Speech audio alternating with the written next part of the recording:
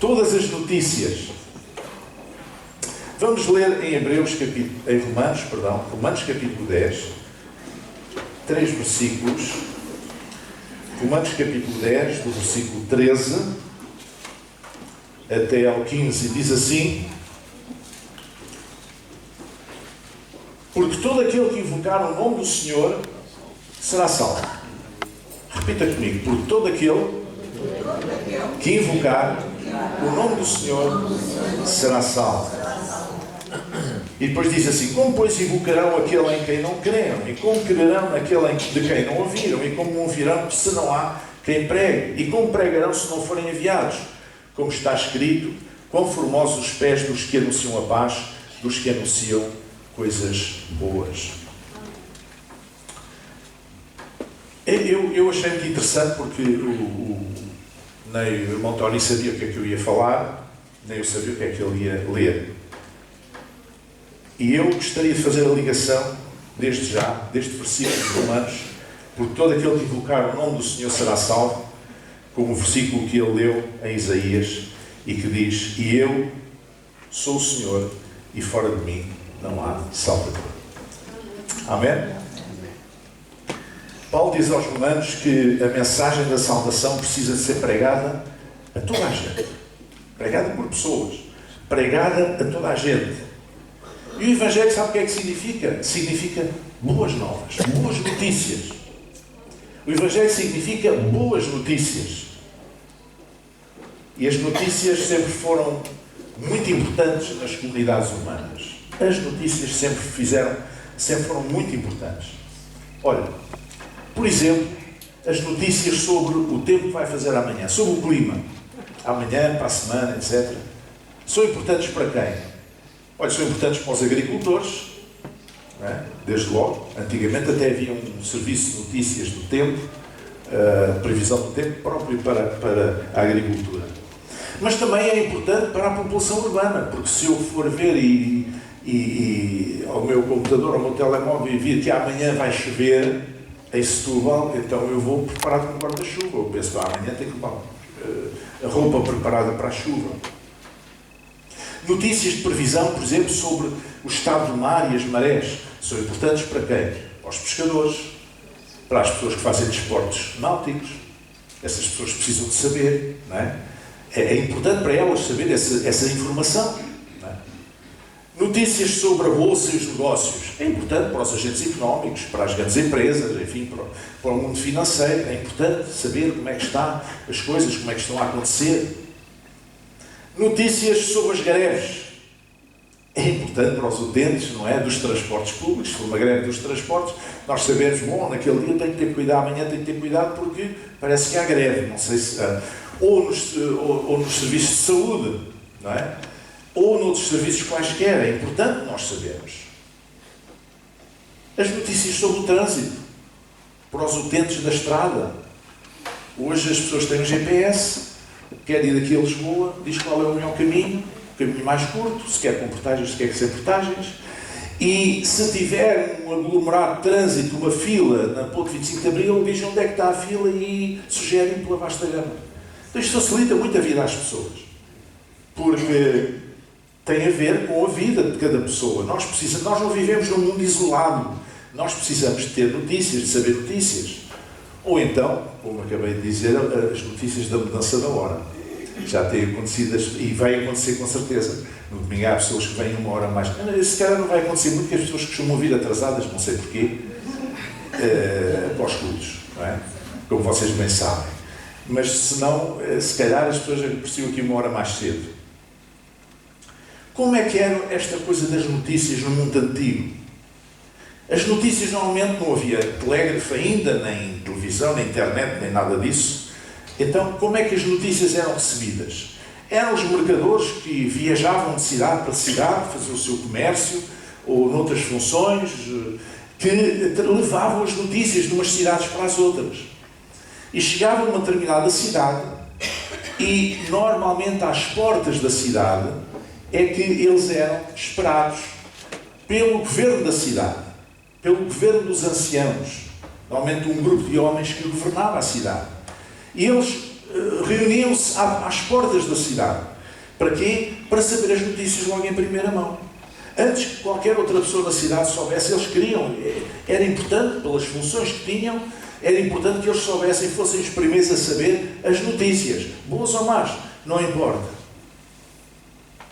Então, nós temos um exemplo na Bíblia, por exemplo, que fala sobre as cidades refúgio. Eu já tenho aqui falado. Cidades refúgio havia 5 ou 6 espalhadas por todo o território de Israel.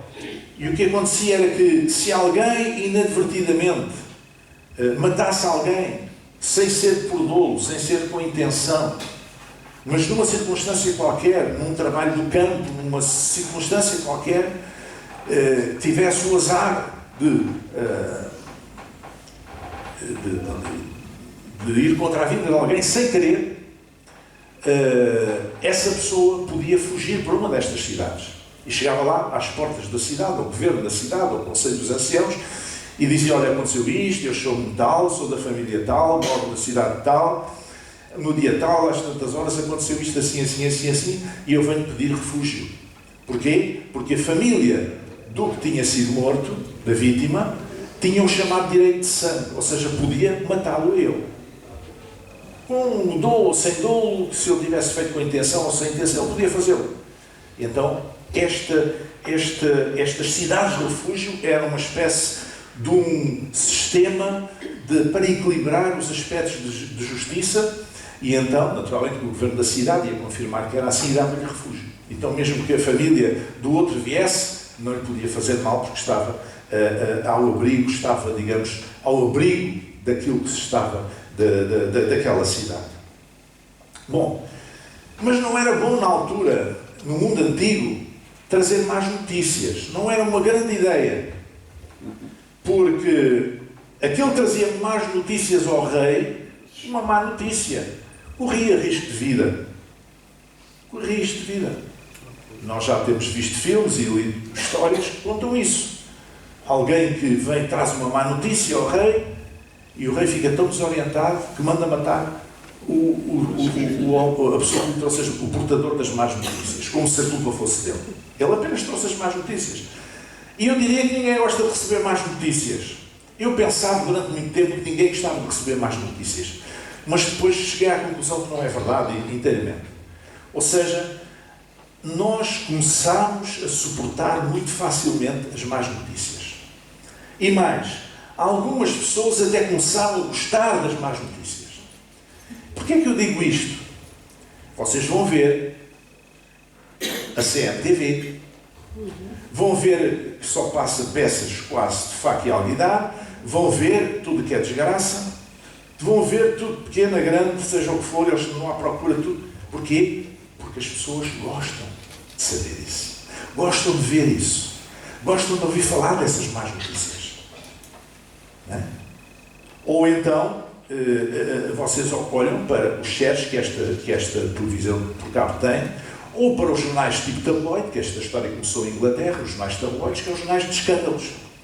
E os jornais de escândalos são aqueles que mais vendem. E porquê é que vendem? Porque as pessoas gostam. As pessoas gostam de más notícias. As pessoas gostam da desgraça na vida dos outros. Eu já disse aqui que fazer um herói é assim constante. E deitá-lo abaixo ainda é mais rápido. Então as pessoas começaram-se a habituar às más notícias. Noutros casos até começaram a ficar insensíveis às más notícias. Devido a hoje haver tanta informação. E há sempre uma guerra em qualquer lado, há sempre uma inundação em qualquer lado, um tremor de terra em qualquer lado, há sempre um fogo em qualquer lado, há sempre qualquer coisa em qualquer lado em que morrem pessoas, em que há desgraça. E nós começamos a tornar-nos insensíveis às más notícias. Mas sabe uma coisa interessante? A primeira pessoa, o primeiro mensageiro de boas notícias, a primeira vez que o mensageiro de boas notícias foi maltratado, das más notícias já sabemos que normalmente tinham a cabeça a prego. Mas um mensageiro de boas notícias ser maltratado é uma coisa que não passa pela cabeça de ninguém. Porque quem recebe as notícias fica satisfeito. É ou não é? Fica satisfeito. Mas a primeira vez que isso aconteceu Foi com Jesus Cristo.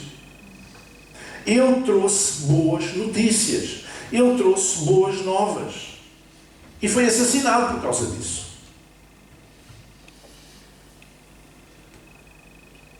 Como alguém disse, Jesus não foi apenas uma boa pessoa que praticou o bem, porque não se crucificam boas pessoas, mas sim ameaças.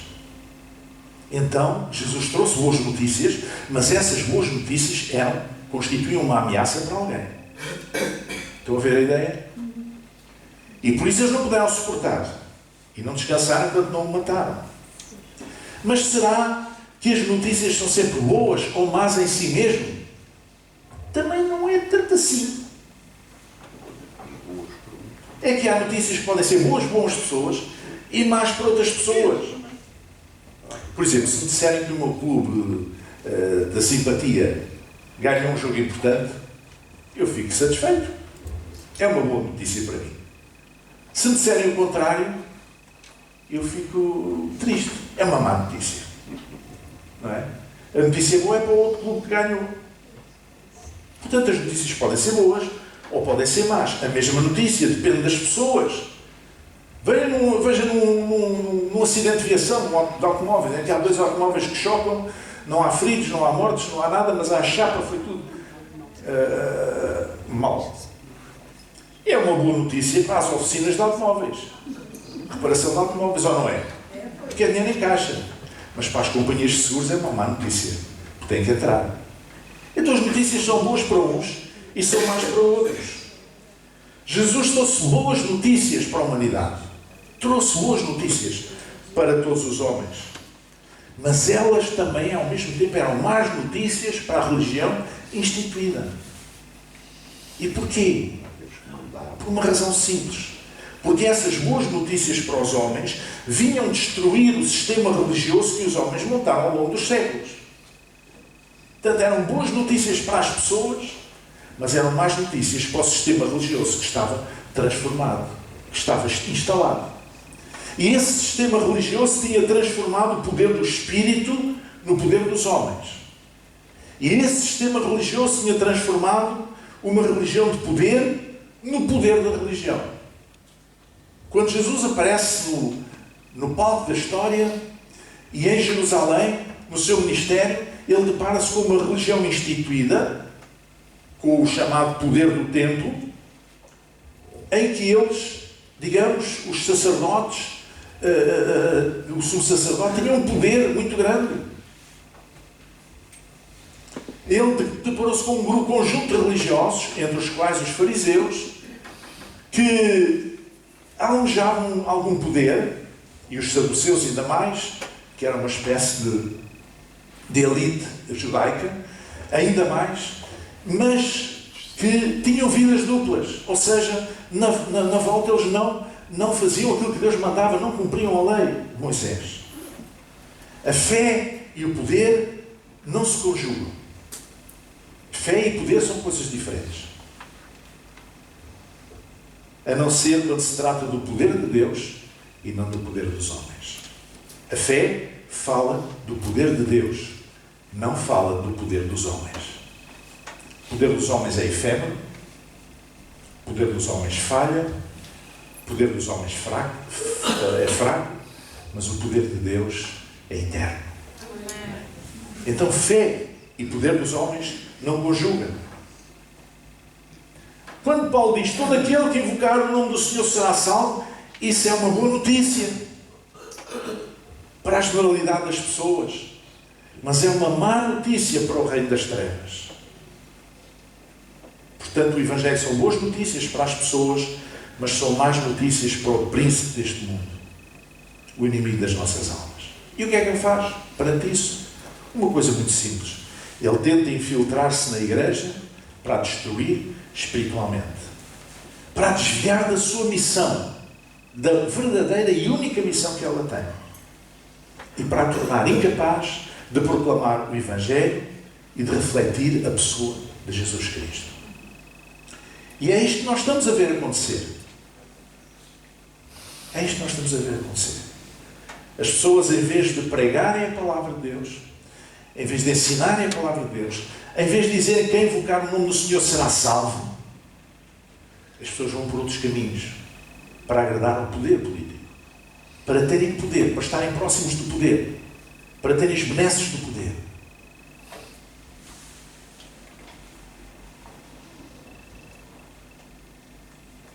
Meus irmãos, quando se vê um político que é candidato a uma eleição entrar numa igreja e os crentes começam a gritar histericamente: me too, me too, me too. Eu pergunto, isto é uma igreja? Onde é que está a igreja? Isto é evangelho? Não é evangelho. Quando se vê apresentar candidato, eu já vi tudo isto que eu vou falar, eu vi. Não vi ao vivo, mas vi os vídeos. E aconteceu. Quando se vê numa igreja a apresentar candidatos em cima de um púlpito, num culto, por um pastor a pedir descaradamente votos ao povo naquelas pessoas, a ponto de haver fiéis na congregação que se levantam e dizem: isto não é de Deus. Isto é a casa de oração. Esse lugar é para pregar a palavra. Não é para fazer política. Não é para pedir votos. Vergonha. Isto é uma igreja? Isto é pregar o Evangelho? Ai, voto no fulano tal, que é o número não sei quantos. Isso é o Evangelho? Não é, irmãos. Isso não é Evangelho. Isso não é igreja.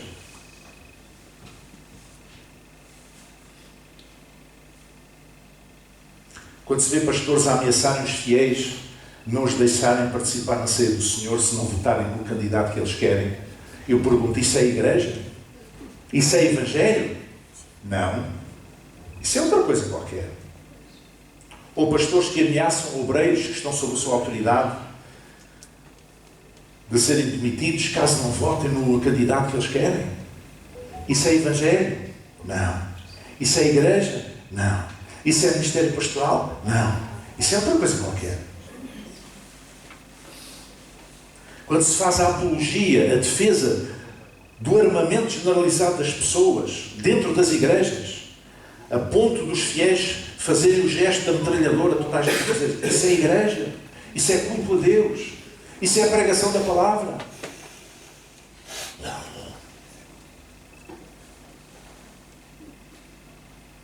Quando há líderes cristãos que são mais conhecidos na televisão a chamarem vagabundos, nas redes sociais e na televisão, a colegas que não apoiam o candidato que eles apoiam, isso é Evangelho?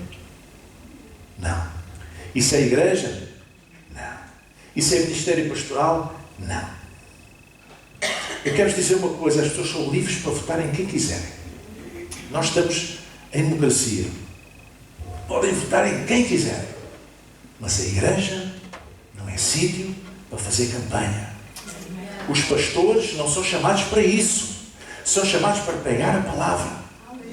E quando diz que quem crê no Senhor Jesus Cristo será salvo, e todo aquele que invocar o nome do Senhor será salvo, esta salvação que está a falar não é só uma salvação espiritual.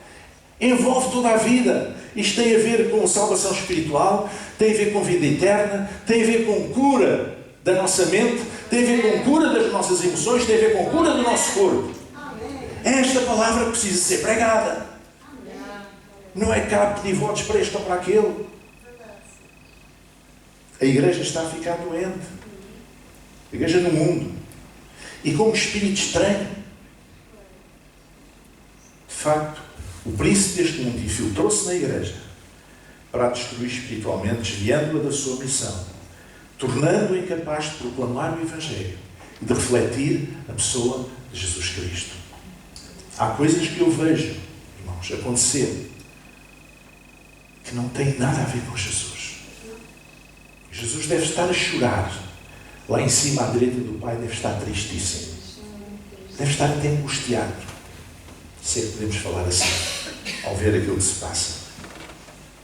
A igreja está a trocar o poder de Deus pelo poder dos homens. Eu vou dizer muito honestamente, irmãos, no dia em que eu trouxer aqui um candidato, um político, candidato, e disser: este homem é fantástico, este homem vai abençoar muito a igreja, votem nele, diz: irmãos, por favor, no fim do culto, mandem-me internar. É que eu já não estou bom da cabeça.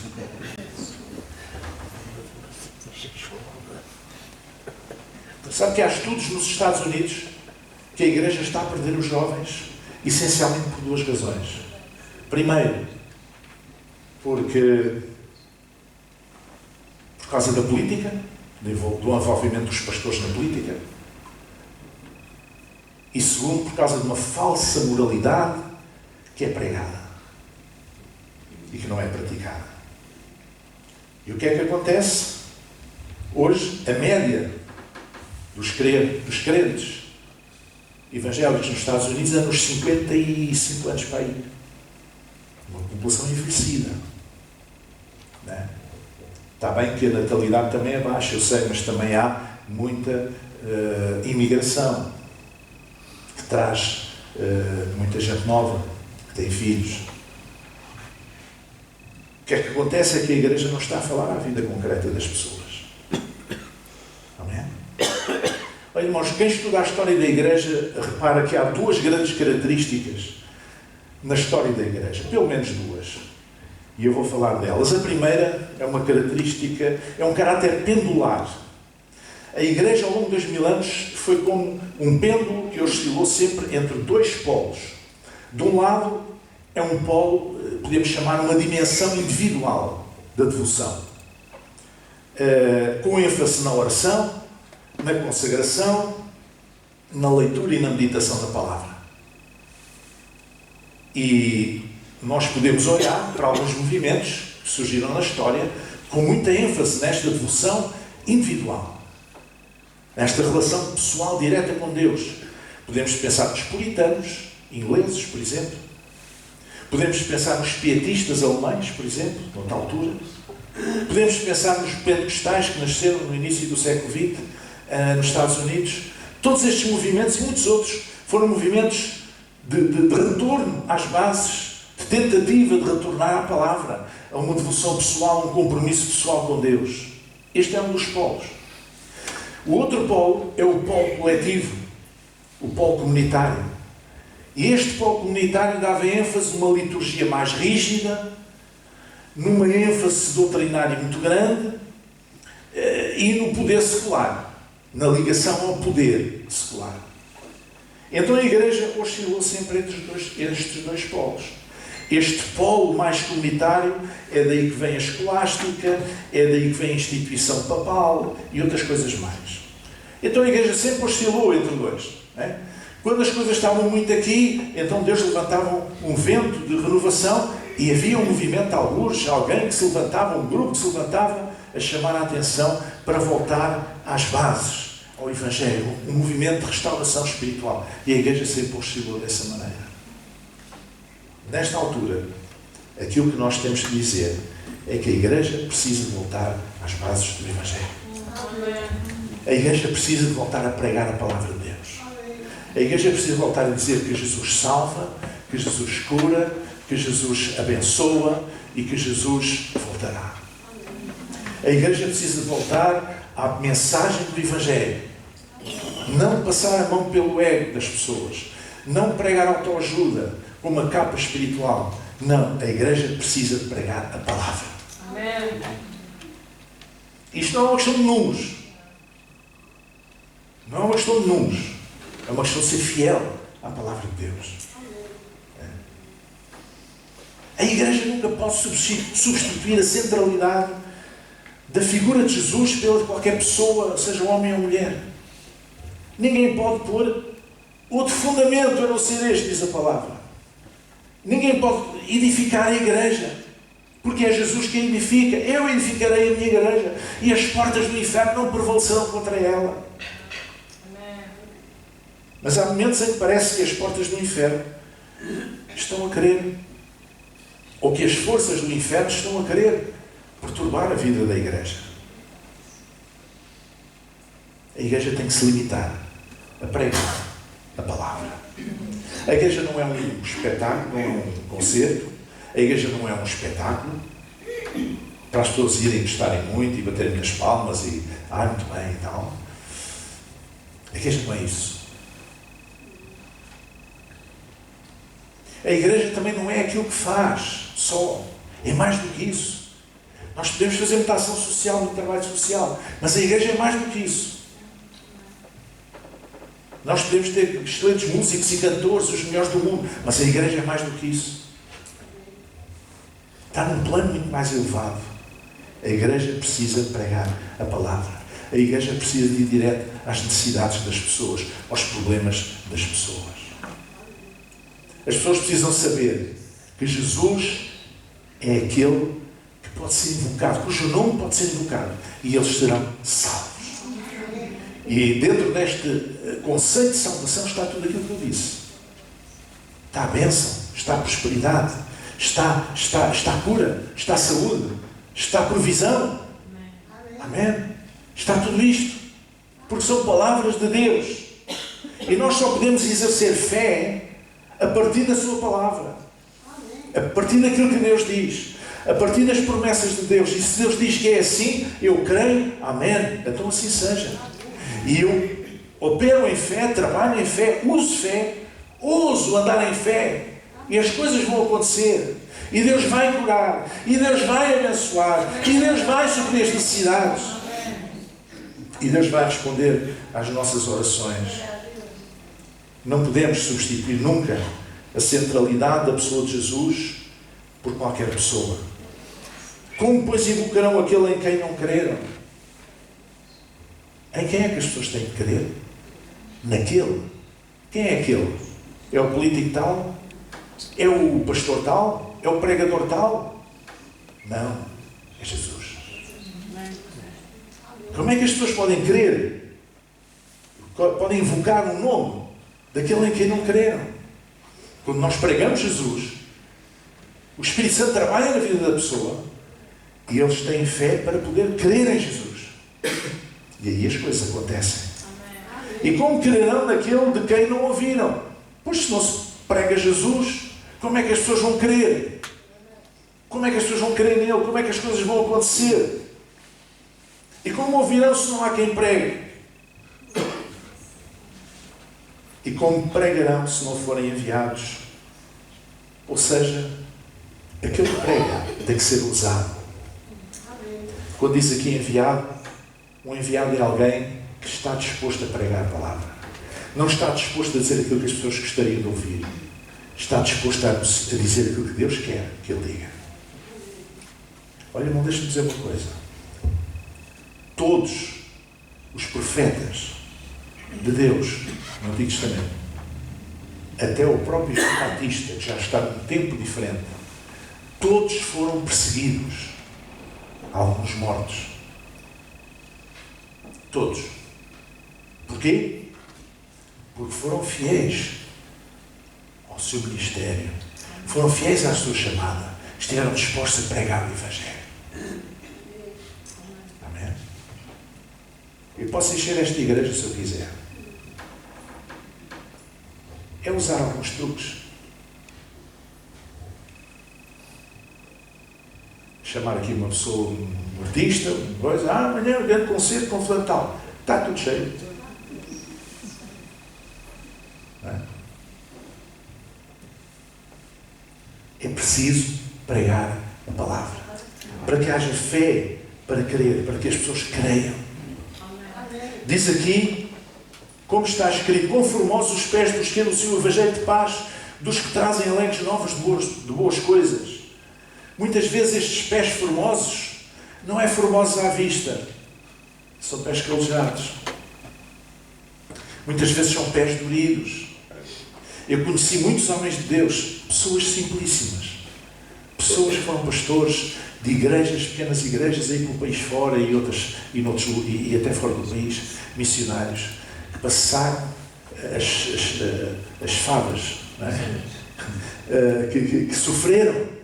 Porquê? Por serem fiéis à mensagem. Amém. São pés formosos. Aos olhos de Deus são formosos. Quem feio ama, bonito lhe parece, não é? Diz o povo. Esses pés são formosos aos olhos de Deus. Mas estão cheios de calcos. Feridas, por vezes, dos caminhos duros que eles calcorreiam. Que nós possamos pregar, anunciar o Evangelho das boas notícias de Deus, as boas novas. Que nós possamos refletir o Cristo que está em nós. Nós temos que pregar esta palavra.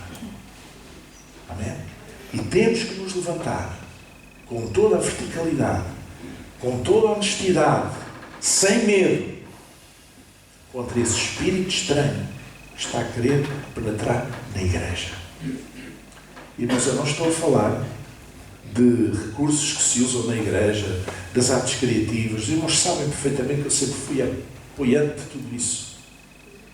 Mas a centralidade da igreja e a centralidade da palavra tem que ser a pessoa de Jesus. E não podemos deixar que algum espírito estranho entre aqui. Eu, na minha vida particular, eu apoio quem eu quiser, ninguém tem nada a ver com isso. Eu voto a quem eu quiser, ninguém tem nada a ver com isso. Vocês a mesma coisa. Ninguém tem nada a ver com isso. Mas aqui, não há lugar para essas coisas. Esta é a casa de Deus. Irmãos, na quarta-feira, no nosso programa Jesus Cristo desceu à cidade. E os irmãos que não viram podem aceder no YouTube da igreja, está lá. E por acaso esta semana houve muita gente que foi ver. Eu falei sobre o episódio em que Jesus correu com os vendilhões do templo. Fez um azorrar com cordas e deitou as mesas abaixo, as mesas dos cambistas. Era o pátio dos gentios, o lugar onde os gentios, os que não eram judeus, podiam entrar no templo de Jerusalém para, digamos, estarem mais próximo do Deus de Israel, porque eles tinham alguma atração pelo Deus de Israel, não sendo judeus de origem. E então, os mercadores e as pessoas que trocavam moeda, que faziam câmbios, porque havia sempre gente que vinha de longe para Jerusalém, que viajava para assistir àqueles liturgia, àqueles atos de culto, àqueles serviços religiosos, normalmente estavam nas cercanias do templo a vender os animais e a trocar moeda. Não é? Mas naquele dia entraram no pátio do templo, entraram dentro do complexo do templo, que é um lugar sagrado. E Jesus passou-se da cabeça e correu com eles. E disse: vocês transformaram a minha casa num covil de ladrões. O que é que nós estamos a transformar a igreja? Vocês transformaram a minha casa num covil de ladrões. A minha casa é chamada casa de oração. E limpou. E muita gente, no átrio da sua vida, está cheia de tudo isto. O que é que estava no pátio do templo? Eram bois, eram pombos, eram ovelhas. Agora imagina aqueles animais todos a defecarem, a urinarem, o mau cheiro, o vozerio, a barulheira, como se estivessem num mercado aqui, num mercado qualquer, dentro da casa de Deus. Então eles não tinham que ser expulsos de lá, tinham. E é isso que a gente tem que fazer. A quem quer fazer da casa do Senhor outra coisa que não seja casa de oração. Não se engane.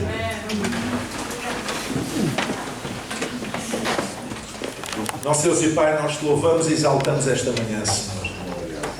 E queremos dizer que esta é uma casa de oração. Esta é a casa de Deus. Este é o lugar onde tu estás, onde nós prestamos culto a ti, Senhor. Bendito seja o teu nome. Senhor, nós oramos para que tu tenhas misericórdia da tua igreja, Senhor. Misericórdia daqueles que te servem também. Que lhes dês discernimento, que lhes dês espírito de arrependimento.